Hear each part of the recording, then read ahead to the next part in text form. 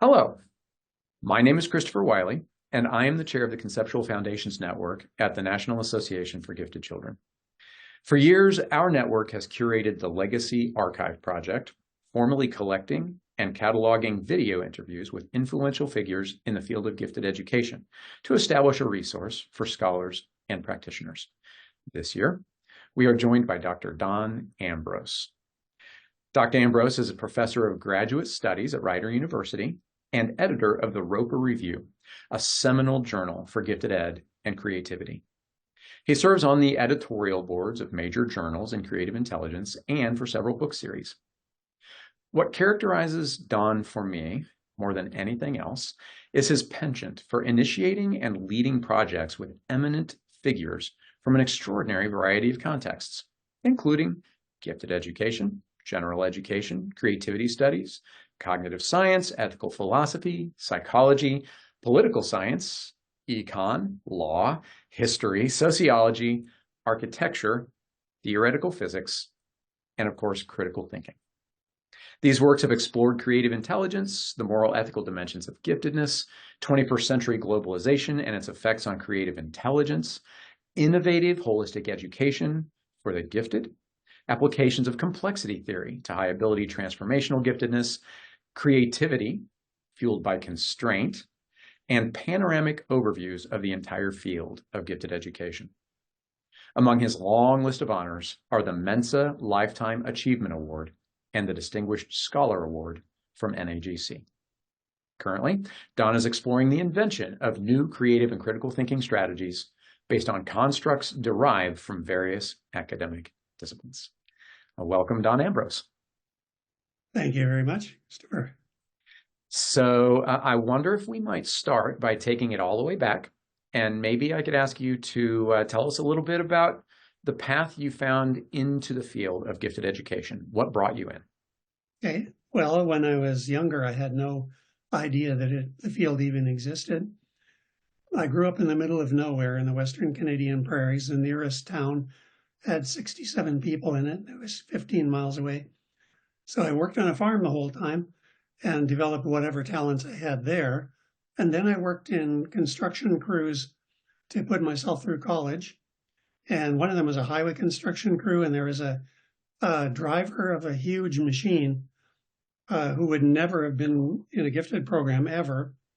But he was immensely talented, a great mentor to other new workers. And his work on this big machine reminded me of Pablo Picasso painting. So I knew there was talent and giftedness in that guy and many others that I met along the way after that. And then when I finally ended up going into a doctoral program, I worked with a scholar by the name of Leonora Cohen at the University of Oregon. And she kind of got me moving in this direction because I was heading toward a Ph.D. in organizational leadership. But then I switched to gifted education because of her. And the primary reason for that was she got me involved in a theory summit conference at a resort at the top, the snow line of Mount Hood, Oregon, in which she brought together a little over 20 of the world's top creative intelligence researchers from gifted education, creativity studies, and a few from other disciplines, like there was a neuroscientist, a philosopher, a political scientist, an economist, and a few others. So I was fascinated by the way they were interacting, and they were frustrated with one another because they didn't understand each other's terminology. So Nora got me involved in becoming the conceptual translator for that group, which meant they had to send me some of their academic writing. I had to read it and turn it into drawings or paintings, visual metaphor, in which the symbolism would represent the main ideas in their theories or research findings. And then I created these big drawings and paintings, posted them up all around the conference venue, and then they wandered around at breaks and looked at the goofy pictures and then read the little wording beside them so that they could understand each other's work. And about 40% of the participants said these are the best things ever. I wish I had learned about this long ago. And the other 60% said these are ridiculous, confusing, idiotic things. Why are we even using them? So it made me think something's going on there in the minds of these people. I'm really interested in looking at high ability from a multidisciplinary vantage point because of my interactions with them. So that's kind of how I got into this. That's amazing. It's amazing that we can see your current MO in your studies all the way back to even to your work experience, recognizing intelligence in a variety of maybe unorthodox contexts. For sure. That was amazing to me. Fantastic. So my follow-up question there would be, if 60% of these people told you that the endeavor was confusing or not useful, where did you find the resolution to continue seeking to translate ideas of intelligence and creativity across fields? Well, as long as I had 40% of them saying they were really good, I didn't care about the rest. Excellent, which makes you a great journal editor. Fantastic. So can I ask, when you, after you attended this and sort of shifted your direction from organizational leadership, can you identify some of the most pressing questions of the day? What were the debates endemic to the field as you entered it? Well, those debates have hardly changed over the decades. Like I did that back in 1990 and 91. And back then they were trying to figure out what conceptions of giftedness were all about. That's what the summit conferences were, although it was an attempt to unify theories of creative intelligence, which incorporated giftedness, creativity, talent development. So that kind of led me toward some interdisciplinary ideas that really don't fit in many fields, but they do align well with gifted education. Like one of my books from about 15 years ago, I explored, I think it was 87 theories and research findings from more than 20 academic disciplines. We had brief descriptions of those, cross-referenced them so you could see how a theory from economics might influence one from philosophy or vice versa. And then I had creative intelligence and giftedness implications after that. So each of those ideas from a different discipline could apply to giftedness in this way or that way. So that, I don't know, I took you a far afield with that response. No, that's perfect. It makes me, so on the one hand, I hear a consistency in your disposition and in your approach to intelligence, creativity, and learning. I wonder then if you would characterize any specific motion or change or trajectory in your scholarship or interests over the course of your career. Well, I think the biggest trajectory change was becoming more and more and more interdisciplinary over time. One reason for that was that my wife, Anne, worked at Princeton University Press, and she would bring home books from these various disciplines, and I would scan through them and read them. So she was turning me into an interdisciplinary scholar without me even knowing it. And it really paid big dividends for me intellectually and motivationally. My aspirations became more interdisciplinary at that point. Okay, brilliant. Thank you. This is a tough question, especially for somebody who's been doing it a while. But if I asked you to characterize the influence of your work over the field, or one or more kind of sizable contributions you are particularly proud of? Okay. I'm most proud of my colleagues. Like there are a lot of colleagues whose work I respect and admire. So that's where my pride tends to go. If I'm proud of my own work, I think it's the fact that I've been willing and able to do what I'm not supposed to do in higher education. When I was hired as a professor, I was told you have to get tenure and you have to get promotions. And the way you do that is pick a path in the field. Don't deviate from it. Go down that path become an expert in that topic. Don't bother with other stuff others are doing. That'll just get in your way. So I thought, yeah, I guess that makes some sense, but it would be boring for me to do that, so I'm not going to. So what I did instead is I think about this metaphorically, how the field of gifted education is a real field out in the landscape somewhere with big stone fence around it. And other disciplines like psychology, philosophy, economics, and so on are fields nearby in other fences. So to be an interdisciplinary scholar, you have to be willing to climb over the stone fence, fall into the new territory, wander around, and pick up gems of insight from them and bring them back into the gifted ed field and say, here's how complexity theory can help you think differently about gifted education. Or here's how the neoclassical theory of economics can warp conceptions of giftedness, like the idea of unearned merit, for example, as it's talked about by some powerful economists who are saying that a lot of people become successful for no good reason other than they have the benefit of family money and prestige and things like that. So those things popped into my head when I was going through those different fields. And then I kept coming back and it was okay. They weren't punishing me in terms of promotion and tenure for doing this wandering in different territories. So I just kept doing that more and more, becoming more vigorous with it, exploring farther afield into very strange disciplines that shouldn't seem to connect with gifted ed. So I guess that's kind of where my thinking goes with that question.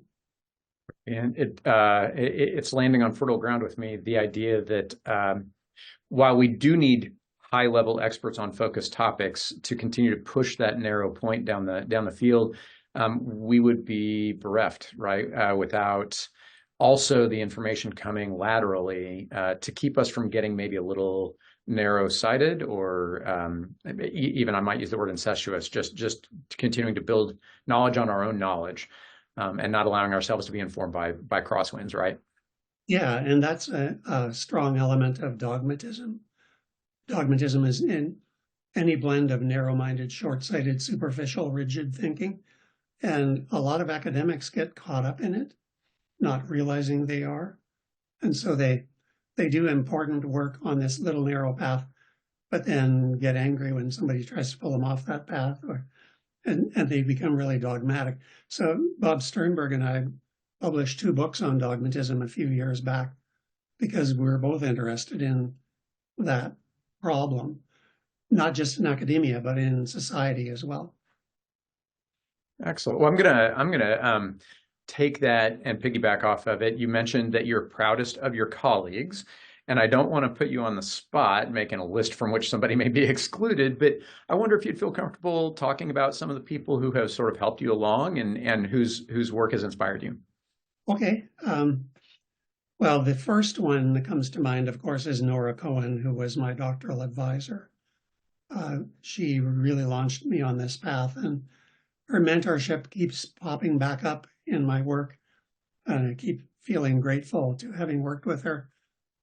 Others, there have been a lot of others, but Tracy and Jennifer Cross are 2 really strong ethical researchers and scholars who improved the field considerably, and I really enjoy their work. Robert Sternberg, he and I have worked a lot together over the last 15 years. We've published 7 books together. We've submitted chapters to each other as volumes and articles to special issues that we've edited and things like that.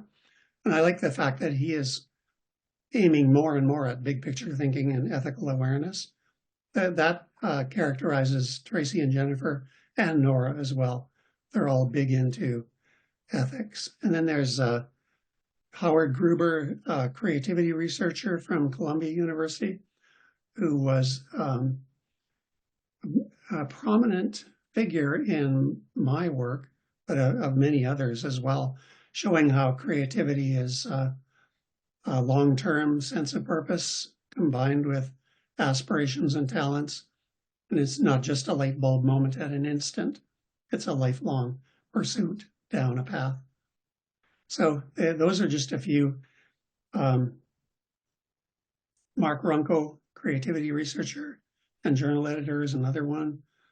And I'm thinking there's a whole bunch of others that I'm forgetting, and I'll be regretful about that. I know it was a difficult place to put you in, but I appreciate that. I think that folks hearing about your journey will benefit from hearing about folks who have been tangential to that journey as well. So, and in particular, Gruber's message that while we are often marketed the sudden brilliance or the wonderkind model, that really the hours of work have got to have their homage, right? Yeah. Yeah. If I could mention another name or two, Sarah Karami is an up-and-coming scholar, University of Mississippi, I think, and she's done a lot of work on this ethical creativity and giftedness. So I would toss her into that mix. And Virgil Ward from way back in the old days, another powerful, adventurous scholar, and Bruce Shore from McGill very good work on creativity and giftedness, and many others. Excellent. Fantastic. Thank you. Okay, so I think I'm going to take a step away from you and your personal journey and sort of mine you for a little bit of wisdom regarding the field at large. What do you imagine now to be maybe most promising directions, or maybe greatest challenges where you might direct future scholars with some time on their hands?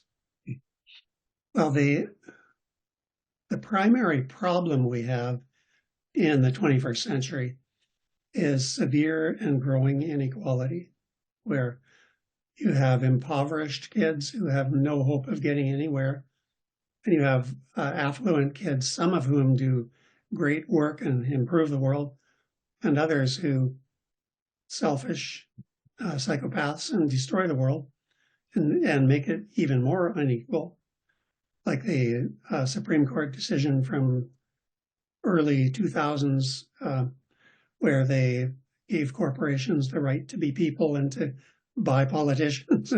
So there's that kind of issue going on. But the inequality thing is the worst one, I think. And our field hasn't paid enough attention. There are some scholars who are focusing on it and doing great work on it, but more of us need to do that.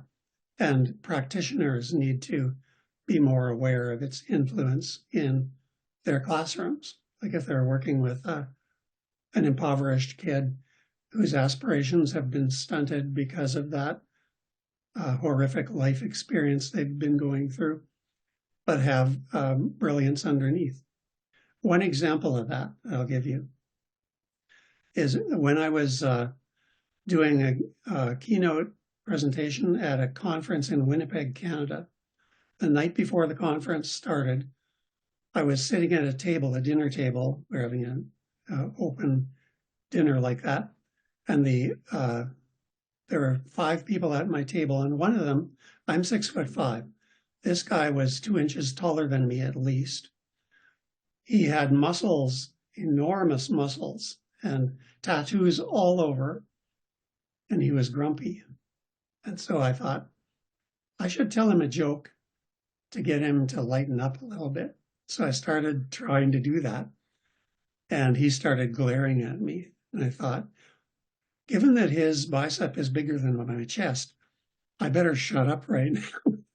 So they called him to the front, and he was the keynote speaker for the evening.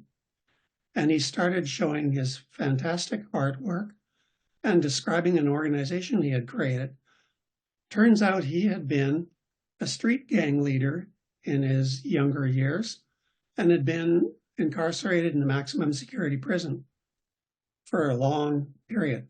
The group up there, the university group, they're called a group of counseling psychologists who are into giftedness and creativity, but they call themselves the Lost Prizes group because they seek out impoverished kids who've lived devastating lives and help them turn themselves around. So they helped this guy get out of prison early and mentored him so that he could become his fantastic artist self and start this group in which he and some of his peers, who were former gang leaders, walk around out in the streets, go up to gangs, street gangs, and convince them to follow a different life path. That to me is enormous creative intelligence and heroic giftedness. And it came from somebody who, again, would never ever get in the gifted program because of his deprivation. So that really stood out to me. Aside from being terrified that he might beat me up, that was a great. I take your joke poorly. I just want to set aside for a moment the phrase heroic giftedness and let it ring a little bit for those who are watching. I think it's maybe not a lens we often hear elicited, that giftedness can be a trait that can be dedicated to the idea of heroism. So I appreciate that. And I have a follow-up question on that. And if you're, just take it however far you care to take it. Inequity is commonly raised at NAGC as an issue. And I think that in the past 10 years, we have seen a lot of increasing attention sort of focused on it. And yet sometimes I think when we start getting down to the removing the spark plugs on the thing or the nuts and bolts, sometimes it's hard to fish out where our energies are best applied. So you speak of this gang leader and poverty maybe being the off-ramp for him from potentially having been identified and served as a highly creative student or human. Do you have other ideas about, given that at some point we need to sort of read the 5 books and look at a specific mechanism, where would you point us as researchers or practitioners to help with the equity issue? Okay. Well, one thing that I am always pondering is how ideas from different disciplines can help us recognize and address severe inequality and deprivation. And that's another big reason why I was exploring, or I've been exploring territory beyond our walls in our field. So economics, for example, I've always despised the field of economics because it tends to, the dominant theory in economics says that you should honor and support those who are doing selfish things for selfish reasons, because if you do that, then all of the selfish behavior of all of us on earth is going to make us all better. It's kind of the Ayn Rand philosophy of ethics is evil and selfishness is great. So that bothered me in economics. But then I kept running across dissenting economists. They started a journal called the Post-Autistic Economics Review, meaning economics is autistic. Let's get it out of its autism, which is, wow. They changed the title because of the unfairness to autistic people, but that's how they started it out. So they were attacking these narrow-minded, dogmatic theorists in their field. And I thought, if they can do that, maybe we should do the same in our field. And so we ran, for example, a special issue on socioeconomic inequality a few years ago in the Roeper Review. And we've had a fair number of papers over the years about that. So I think to attack inequality and deprivation in our field, we have to gain insights from outside fields that will help us realize, hey, maybe we're trapped in that form of dogmatism too. And if we are dogmatic about neoclassical economic theory, maybe we can be dogmatic about a theory in our field that supports privilege but harms the deprived. So that's kind of where I go with that. Brilliant. Excellent. Thank you. I really just have one more formal question for you, and then I'll ask if there's anything you care to add. And that question would be this, and this is specifically for the members of our audience who are becoming scholars and researchers. any advice in terms of career or study, program of inquiry? Okay. Well, I think that this is a tough one because there are so many places around the country and around the world that do great work with giftedness and maybe fall apart in some places and could use some interdisciplinary bolstering every now and then. But for the most part, there's really good work going on all over the country and throughout the world. So that really inspires me. The more people can get to know the work of others who are doing similar things, the better. So navigate your field, try to figure out what the research trajectories are within it, which trajectories are heating up and are really promising, and which ones are kind of sputtering and starting to diminish over time. That would be pretty much all I would say. And the main thing is follow your passion. Like I was passionate about interdisciplinary work and I just followed it, even though I wasn't supposed to. So please do the same. And one other thing that comes to mind is have a thick skin. When I advise people who are just starting in the academic realm, where they submit an article and they get critical reviews, I tell them about the first article I ever published in the field, which was in a psychology journal. And I submitted it and the reviews came back, and in short form, reviewer number 1 said, "This is a great piece of work. I really love it. And I want this and that to happen because of it." And I thought, wow, that's great. The second reviewer said, "This is kind of okay. It needs a bunch of fixing here and there." And the third reviewer said, "This is the worst piece of garbage I've ever seen in my life. I recommend that the author burn the manuscript." And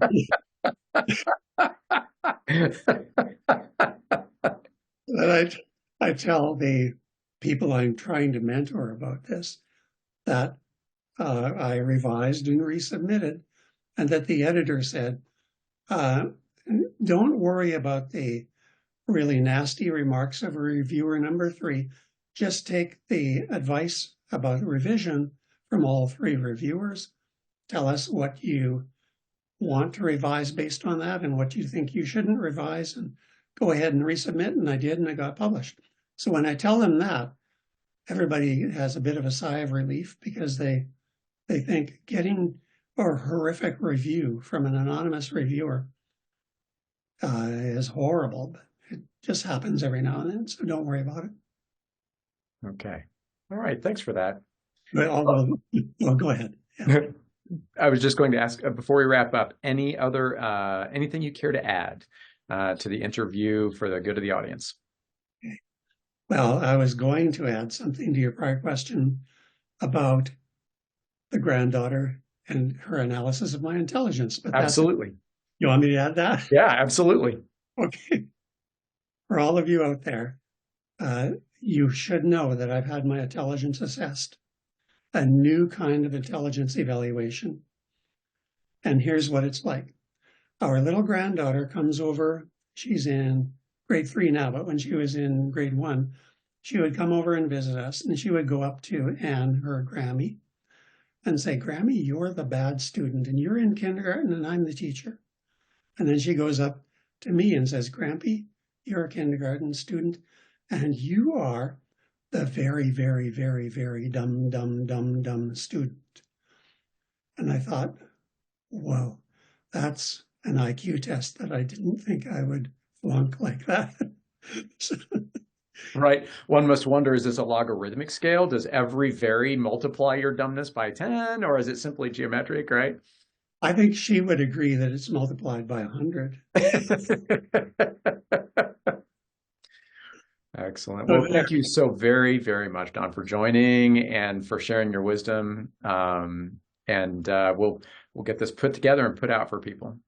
Okay, and I hope it's not too disappointing for you to have to interview a guy who's that dumb. Well, we do what we must. It is part of the job.